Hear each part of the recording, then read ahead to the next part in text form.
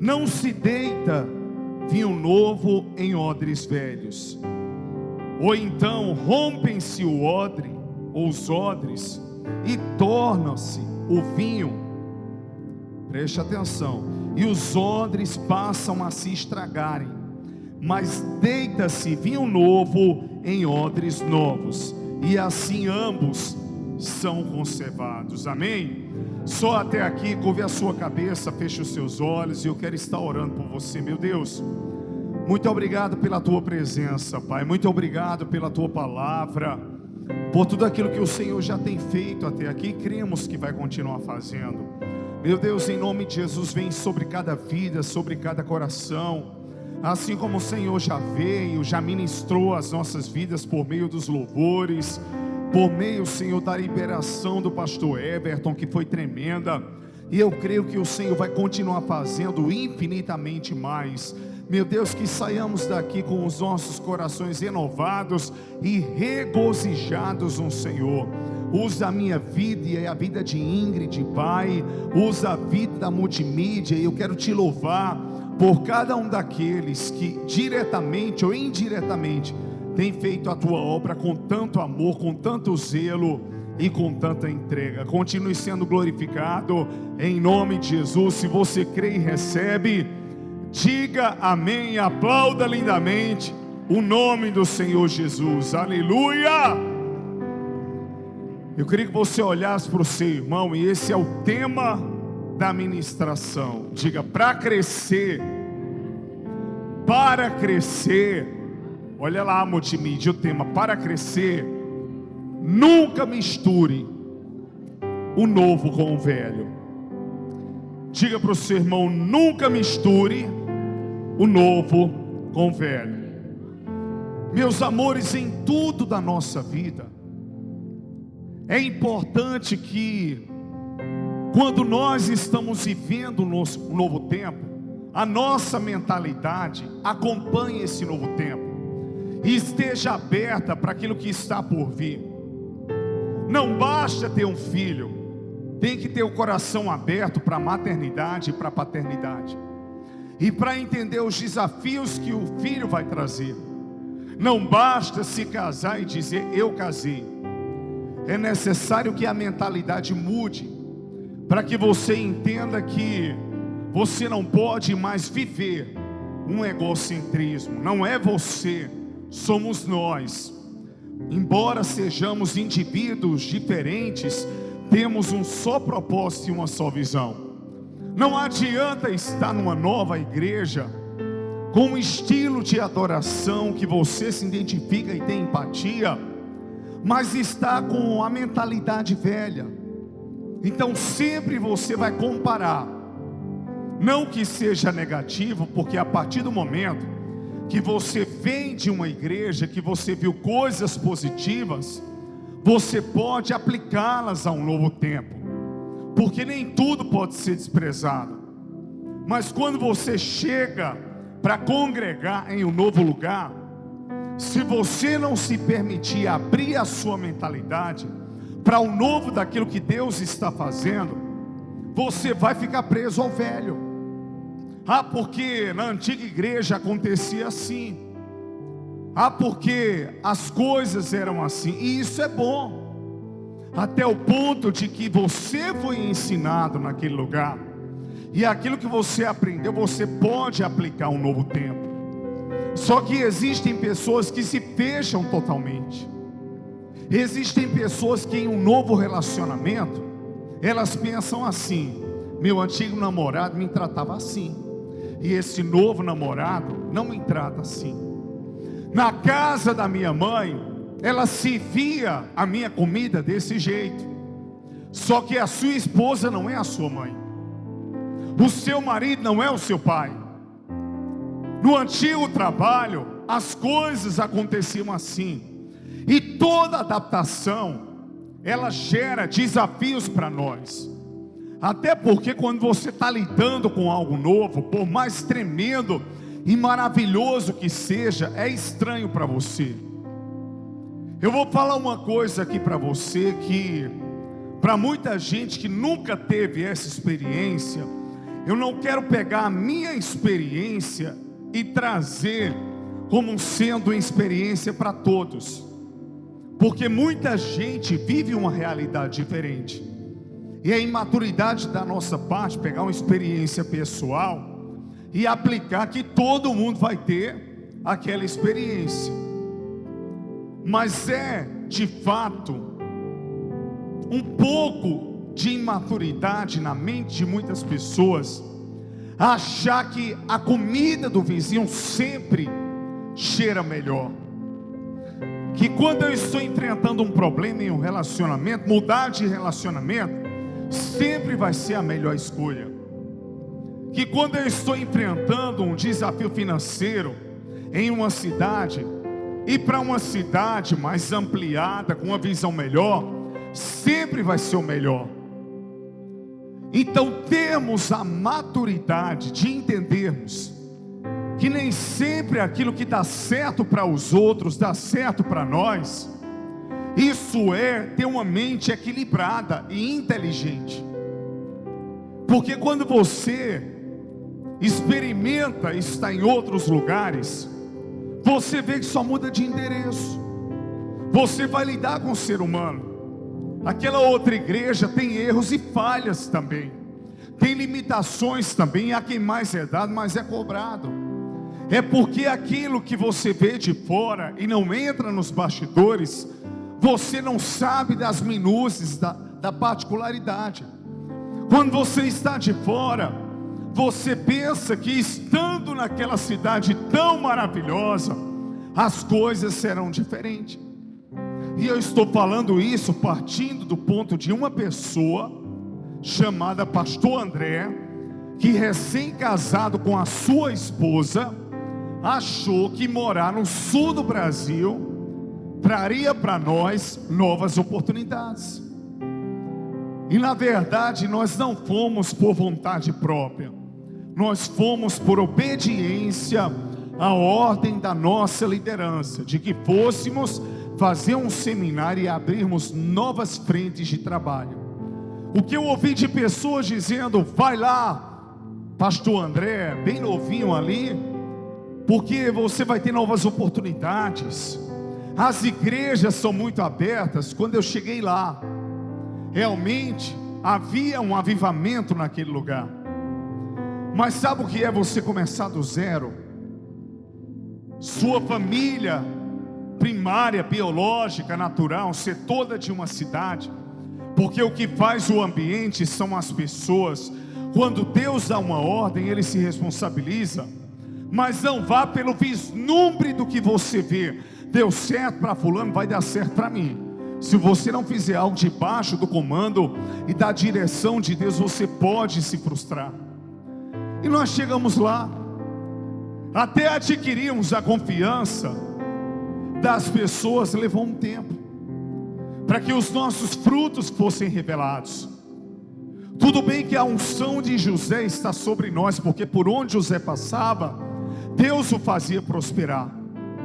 Mas não pense que é tão simples assim chegar em um novo lugar, em uma nova cultura. A primeira coisa que você se impacta é com um choque cultural. Quando eu cheguei em Goiânia, eu não criei muitas expectativas. De fato, Deus nos honrou naquele lugar.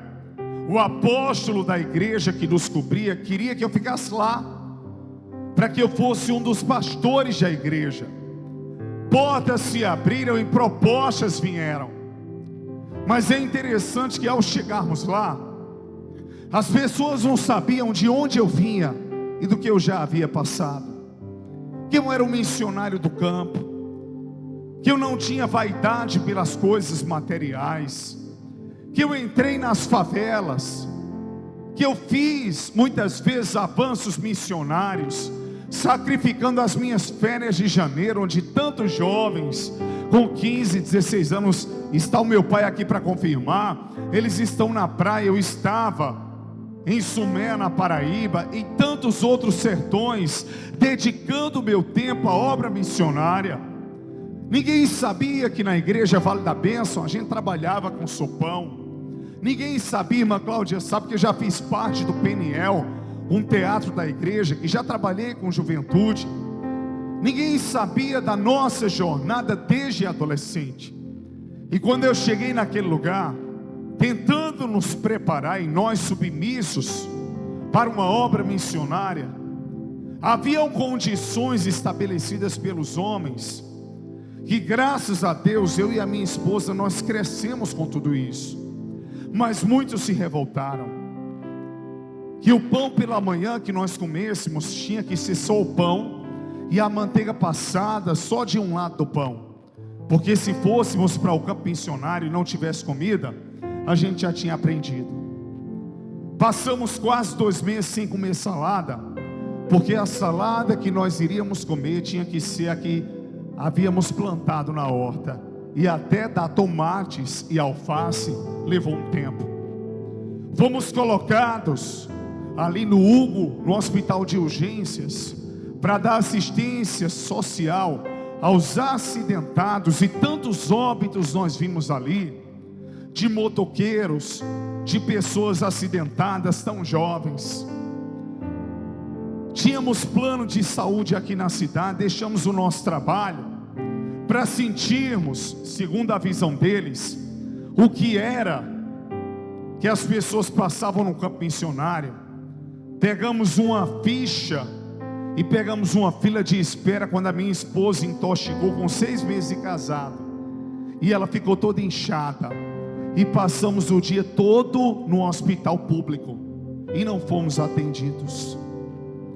Muitas pessoas com 6 meses após tudo isso acontecer, com 5 meses que estávamos ali, eu fui convidado para pregar na sede, porque uma vez que eu estava ali no seminário, 2 senhoras chegavam tarde, e o seminário ficava numa isa que era um lugar, uma periferia de Goiânia, e nós pegávamos 4 ônibus para trabalharmos no campo missionário, isso com 20 e poucos anos, ali no centro da cidade e em Anápolis, nas cidades circunvizinhas.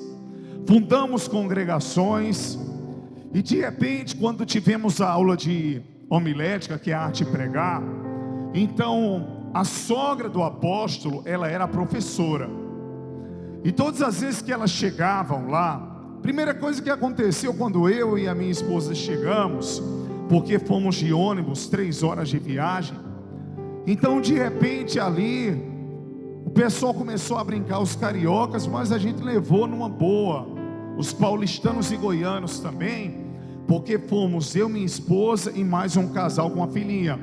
Disseram, essa demora todinha para chegar, é porque vindo do Nordeste, vocês vieram de jumento. E eu brinquei, eu falei, isso é um privilégio para mim, porque se o Rei da Glória entrou em Jerusalém no jumentinho, então é uma honra para mim chegar em Goiânia de jumento. Mas não foi não, foi realmente o ônibus. E ali nós brincamos. Então, quando foi no momento de pregarmos ali, então de repente a gente tinha que dar uma aula prática. Com 20 e poucos anos, eu já ministrava aqui em Caruaru, eu já era palestrante com 20 anos de EJC, dava o jovem cristão, já pregava em conferências, congressos, e para misericórdia do Senhor, multidões vinham e ouviam, mas lá eu estava no anonimato. E de repente, quando eu chego lá, aí a professora, que era a sogra do apóstolo, ela disse, nós queremos ouvir os seminaristas. E quando eu preguei, ela olhou para mim e ela perguntou, o que é que você está fazendo aqui? Eu falei, eu fui enviado pela igreja, eu obedeci. Ela disse, você já é um apóstolo, você é um pastor pronto, com 21 anos. Esse não era o lugar para você estar. Pela sua trajetória de vida, ela usou essa expressão, em desenvoltura na palavra, unção, confiança, segurança, esboço. O que é que você está fazendo aqui? Eu falei, eu não sou diferente deles, eu cumpri ordens, eu agradeço muito tudo que a senhora está me dizendo, mas eu estou aqui para servir. E eu lembro que aquelas mulheres chegavam na chácara que era o seminário, 1h30 da tarde, e a gente já tinha almoçado e o almoço estava frio. E toda a vida eu tive o caráter de serviço. A vida da minha esposa e da minha família sempre foi provar para as pessoas uma coisa impressionante, né? Quando o ser humano é ignorante, quando o ser humano ele é brabo, quando ele é uma pessoa ruim, isso é terrível. Mas quando você é gentil, quando você é amoroso, pelo fato de muitos não estarem acostumados com isso, você também é criticado e é chamado de bajulador. Então de repente aquelas senhoras chegavam lá e a comida estava fria, ninguém me pedia nada, eu ia esquentar o feijão para elas, o pão, o arroz. E 2 seminaristas diziam: lá vai o bajulador. André, isso é para receber nota boa. E não era. Eu fazia aquilo por amor. E o desgaste da vida da minha esposa foi dizer: ele é assim. O desgaste da vida da minha mãe foi dizer: desde criança ele é assim. Minha mãe disse uma coisa, ela disse: meu filho, as minhas preocupações com você é porque você ama muito, é porque você se doa muito. Mas até hoje, com essa idade que você tem, pai de família, você nunca me respondeu, você nunca me tratou mal, você nunca deixou de ser amoroso. Foi ou não foi, pai? Eu não sou melhor do que ninguém, mas a vida dela sempre foi me defender. Quando um bispo veio aqui para Caruaru, que eu vi que a mesa que prepararam para ele foi fraquinha, eu peguei o dinheiro que eu trabalhava com meu pai na sapataria, ainda jovem, fui na padaria e comprei mais pães. E de repente o bispo perguntou ao pastor, e eu perguntei: bispo, quer sentar? Abraçando as pessoas, amando. Pegava ali o carro, uma pampa que meu pai tinha, depois do sopão, deixando o povo em casa. E de repente o bispo perguntou: ele é assim mesmo, bajulador? Ele disse: não, ele é assim. E a esposa do pastor perguntou para minha mãe: pode existir um ser humano assim? Ele abraça assim, ele é amoroso assim? E de repente hoje, a minha filha de 14 anos, ela comendo, e eu cortando a carninha para ela, ela disse: olha, pai, ela até fez uma brincadeira, eu não vou nem falar para não assustar, mas ela falou isso. Ela disse: meu namorado vai ter que rebolar muito, porque eu tenho um pai que faz isso para mim, então ele vai ter que ser muito amoroso. Eu falei: mesmo que ele não seja assim, essa é a forma do seu pai lhe tratar. Então o que eu sou na igreja, o abraço, o beijo, mandar de coração, isso é comum para mim, porque eu estou falando de um amor fraternal. Eu não conheci a malícia do mundo, eu não conheci esse amor carnal do mundo. A minha esposa foi a minha primeira mulher, eu me casei quase um adolescente. Então eu não conheço isso que se passa pela mente das pessoas. Quando eu mando o coração que eu digo eu te amo, estou falando de um amor cristão, fraternal. E Deus sabe, porque o pecado a gente esconde. Você não vai revelar um adultério, isso ou aquilo. Se você diz eu te amo, é porque você não está falando eu te amo como mulher. Peraí, eu sou casado, eu te amo como homem. Não, peraí, não é homoafetividade. Eu te amo em Cristo, eu te amo, porque esse amor existe. Então de repente eu vislumbrava que morar fora era uma coisa do outro mundo, e não foi.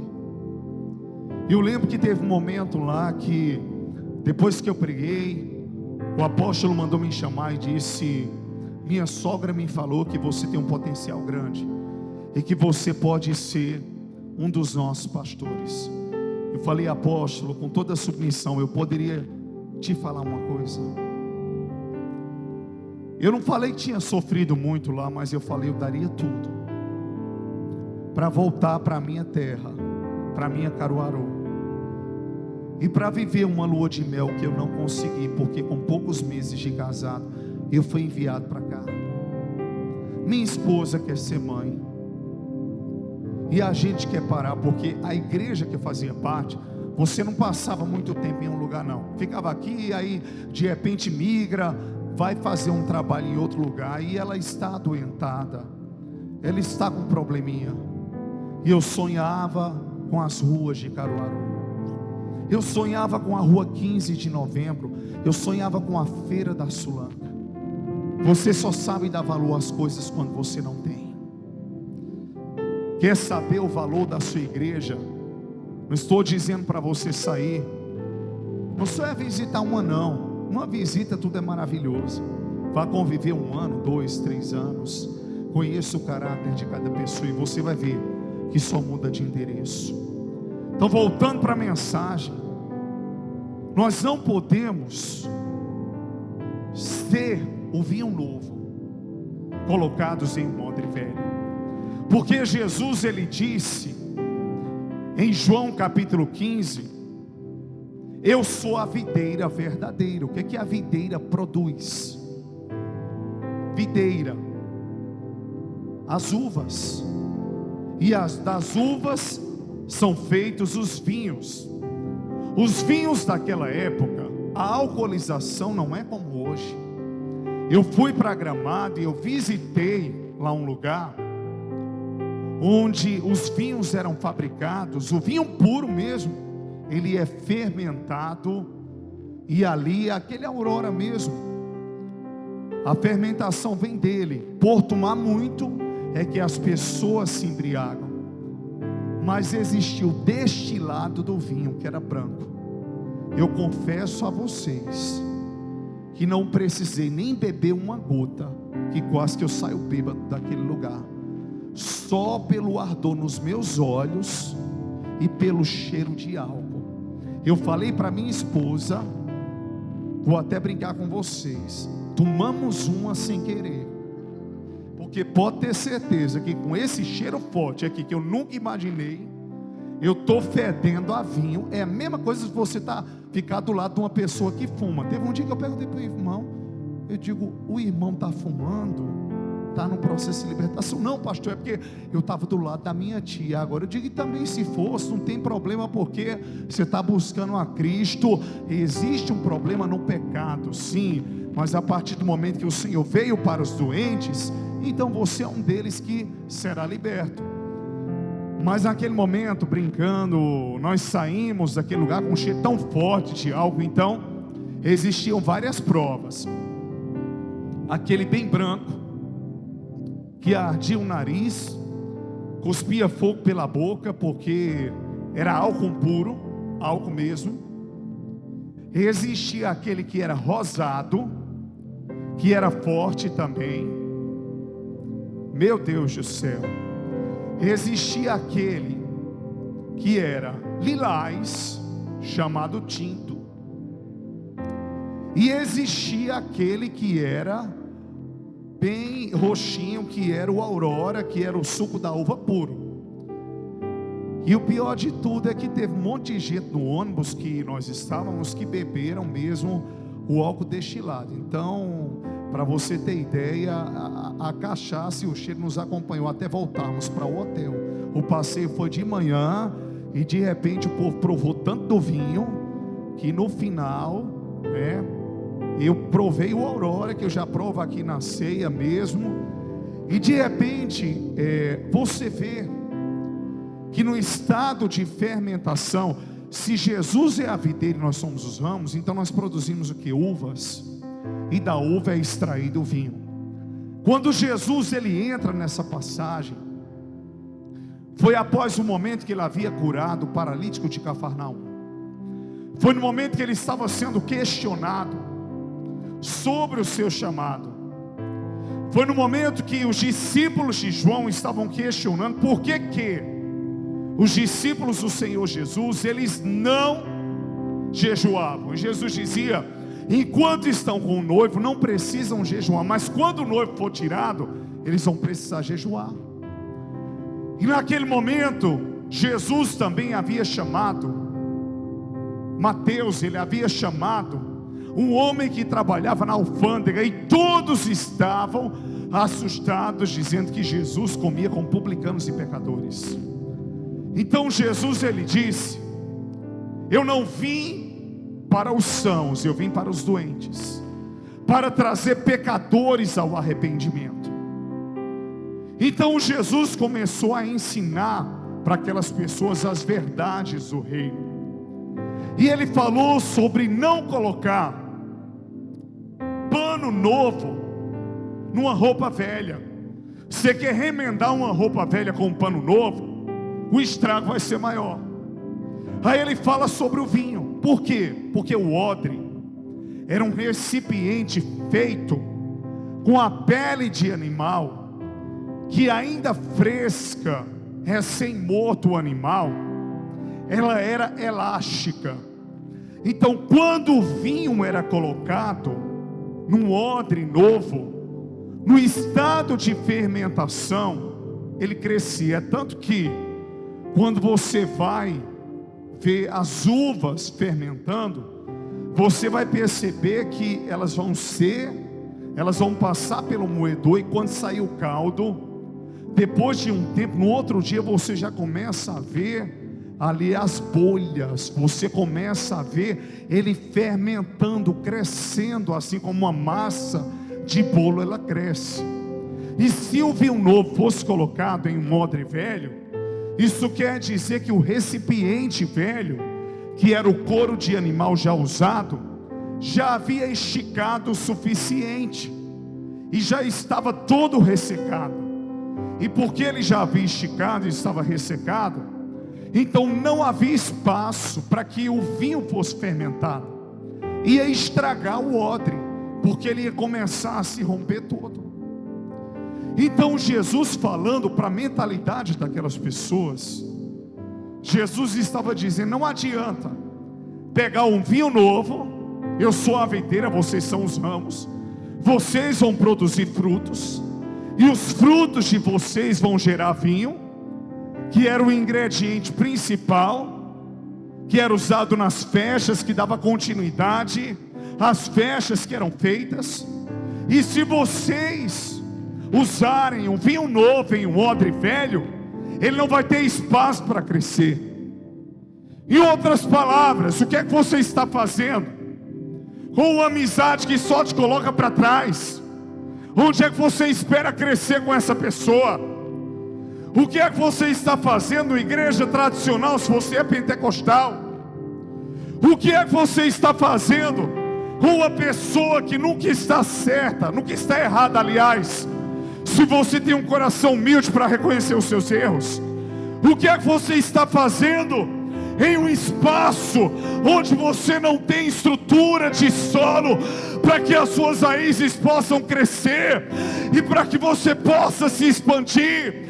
O que é que você está fazendo em um ambiente onde não tem fôlego de Deus para soprar, para que você possa inalar o sopro de vida que vem do Espírito?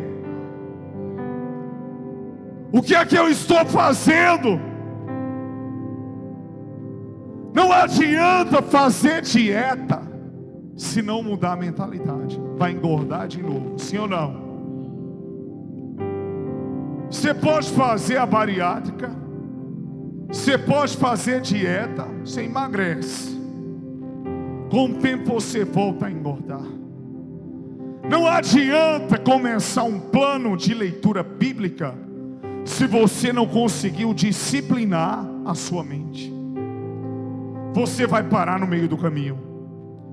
Não adianta você ser uma pessoa que começa com tudo, mas não tem resistência para dar continuidade, porque você vai abusar as coisas, e você vai querer mudar de endereço, você vai querer mudar a realidade que você está vivendo. Mas eu não estou falando de uma mudança para melhor, eu estou falando de um abandono.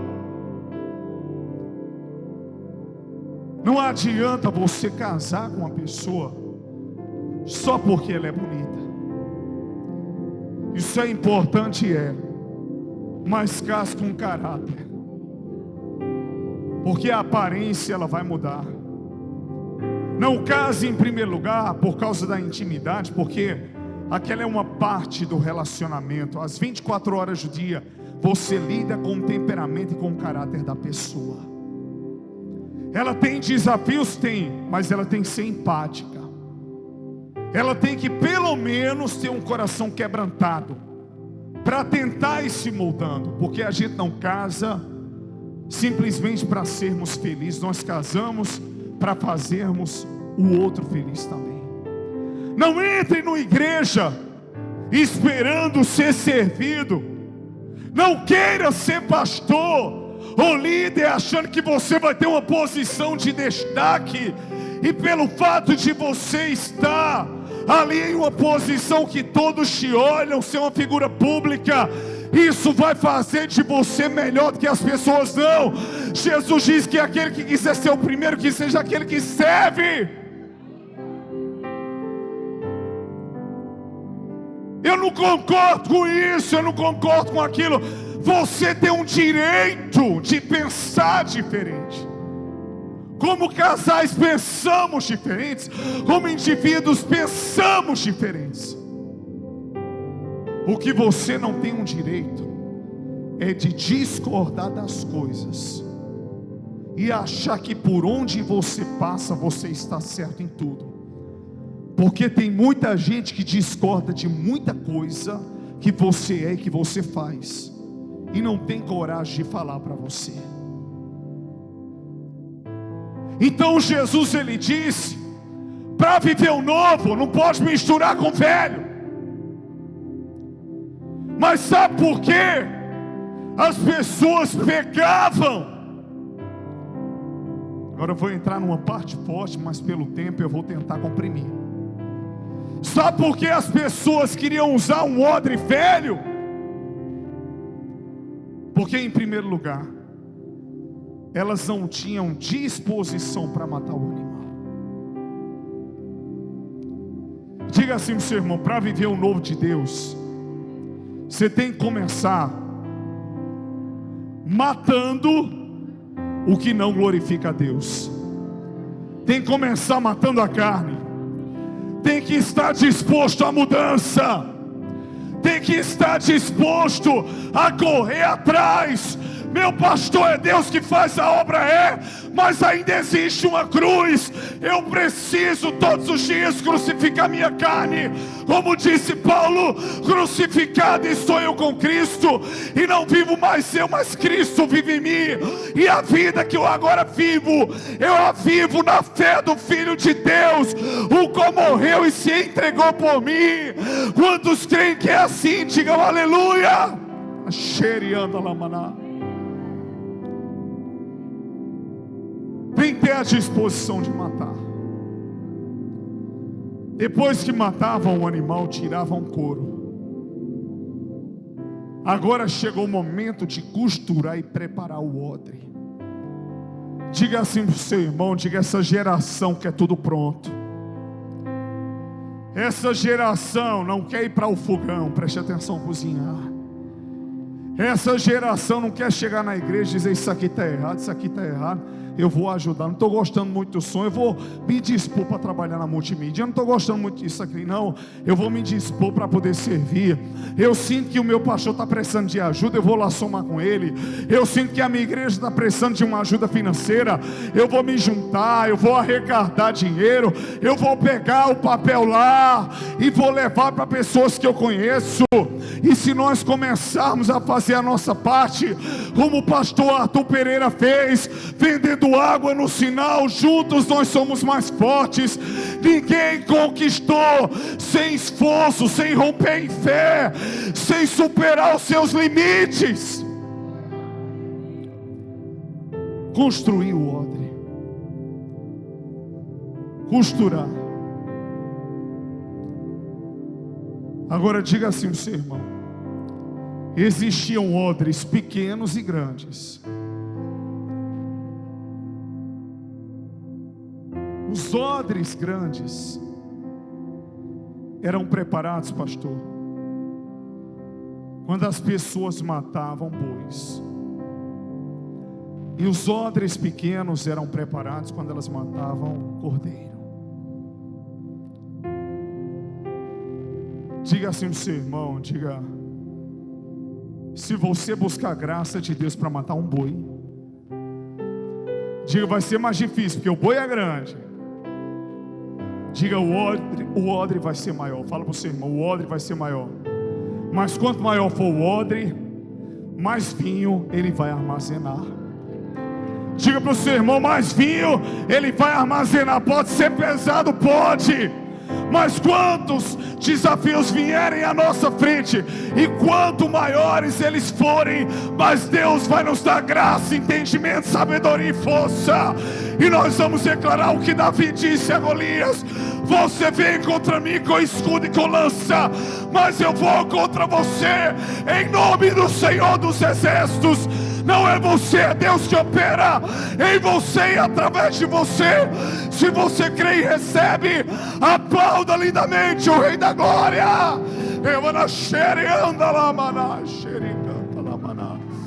Eita, Deus tremendo.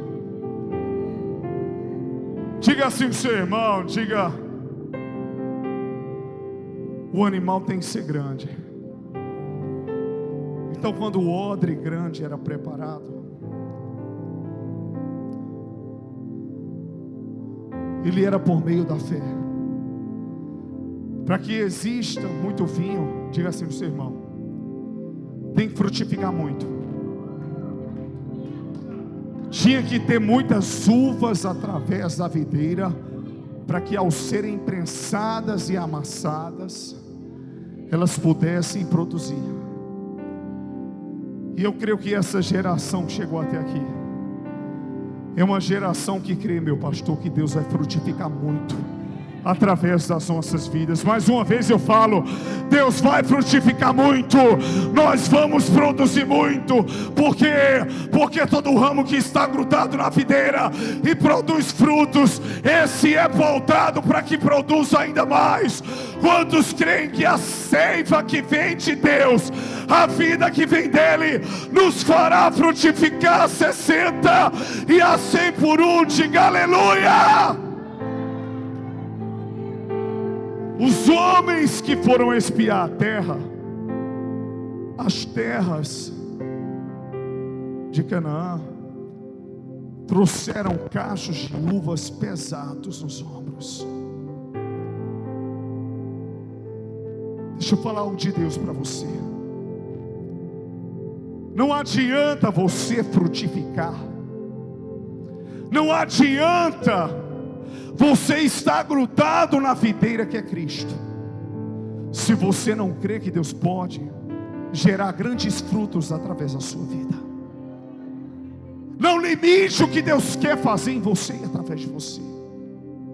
Prepare o odre, ainda que algo tenha que ser mortificado na sua vida, para que o odre novo, que era feito com pele de animais, ele venha a existir. Faça isso. Quanto maior o odre, mais vinho você vai conseguir reter. E quanto mais fresco for o odre, mais ele vai conseguir se expandir. Não limite as fronteiras da promessa. Seja alvo da promessa de Deus, e viva o vinho novo no odre novo. Se você crê, aplauda lindamente ao Rei da Glória. Oh, aleluia!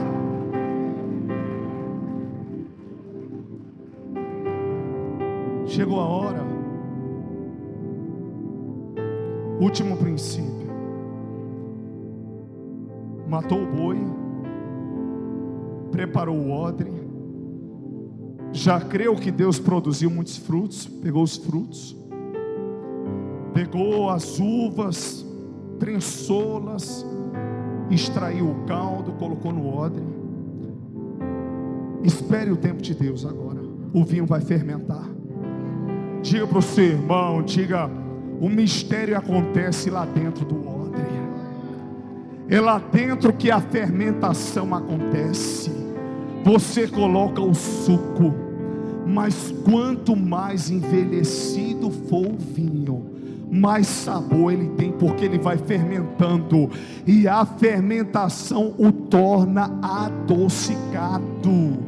Quanto mais o tempo passa, mais doce ele fica, mais saboroso ele fica, mais sabor ele concentra. É como o café: quanto mais ele é fervido, mas Ele extrai e apura o sabor.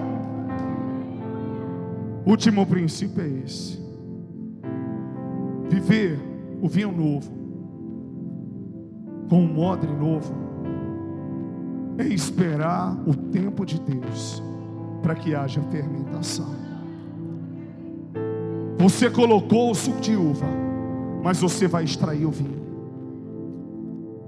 O processo vai acontecer com naturalidade. O que Deus quer é que você apresente os frutos. O que Deus quer é que você apresente o seu coração que você tem. O que Ele vai fazer vai estar acontecendo de dentro para fora. O grande milagre não acontece fora do odre, mas dentro do odre. E essa obra não é sua, ela é do Espírito Santo. Apenas se lance, se entregue, e Deus, Ele vai fazer o que tem que ser feito. Como é que eu vou saber que o vinho fermentou e que eu posso tirá-lo? Quando você perceber que construir um odre pequeno, relacional ao tamanho que ele vai ficar, e Deus o tornou gigante. Diga assim para o seu irmão, diga: já está crescendo. Eu profetizo que nesse mês de fevereiro você vai ver o seu odre gigante. Existiam odres que as pessoas não conseguiam carregar só, outras pessoas precisavam ajudar. O que Deus está falando nesta noite é: mude a sua mentalidade, mas deixe eu mudar também as coisas à sua volta. Porque não adianta você mudar a sua mente, seu vinho novo, mas está em um contexto ultrapassado, antigo. Eu faço nova todas as coisas, não vos lembreis das coisas passadas, diz o Senhor, nem considereis as antigas. Eis que faço uma coisa nova. É o tempo do vinho novo, no odre novo. Se você crê, diga aleluia e aplauda o Rei da Glória.